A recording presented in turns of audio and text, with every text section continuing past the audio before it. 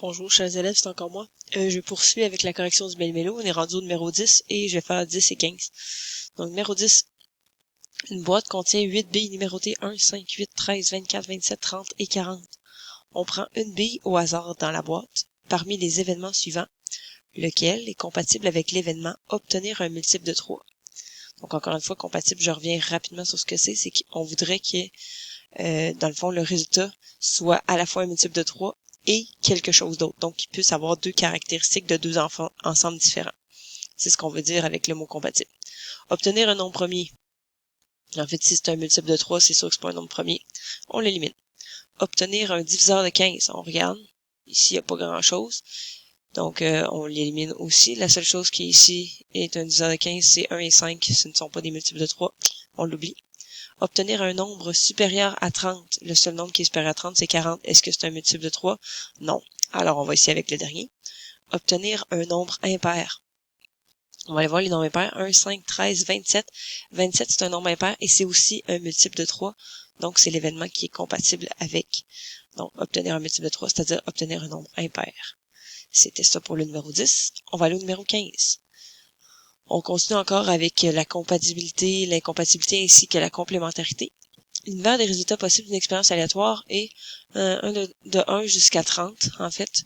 Donc, quelques événements en lien avec cette expérience sont donnés ci-dessous. Donc, événement A, obtenir un nombre premier. Événement B, obtenir un nombre impair. Événement C, obtenir un multiple de 4. Événement D, obtenir un nombre composé.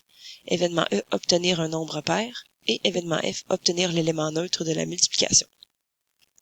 Détermine deux événements qui sont compatibles. Donc, on vient de le voir dans le numéro précédent. Compatible, ça veut dire qu'on voudrait avoir un nombre qui a les deux caractéristiques, donc de deux ensembles qui sont nommés plus haut.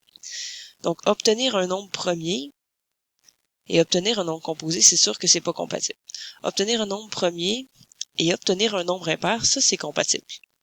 Donc, A et B sont des événements compatibles. Obtenir un multiple de 4 et obtenir un nombre composé, ce sont aussi des événements compatibles. Donc, A et B sont compatibles, C et D sont compatibles. Allons voir dans les événements incompatibles. Donc, en effet, obtenir un nombre premier et obtenir un nombre composé, ce sont deux choses complètement différentes, donc c'est incompatible. Obtenir aussi un nombre impair ainsi qu'obtenir un multiple de 4, ce sont deux événements qui sont incompatibles. Maintenant, allons voir pour les ensembles qui sont complémentaires. Les ensembles qui sont complémentaires, ça veut dire que c'est comme si on avait, mettons, dans un jeu de cartes, l'ensemble des cartes rouges et l'ensemble des cartes noires, ça forme dans le fond le tout. Donc, obtenir un nombre impair et obtenir un nombre pair, donc l'événement B et l'événement E sont des événements complémentaires. Détermine un événement élémentaire, on vous l'avait pas demandé, donc on vous avait seulement demandé de faire le 15A. Le seul événement ici qui fait état d'un événement élémentaire, c'est obtenir l'élément neutre, donc élémentaire pour élément neutre. Donc, c'est l'événement F, ici.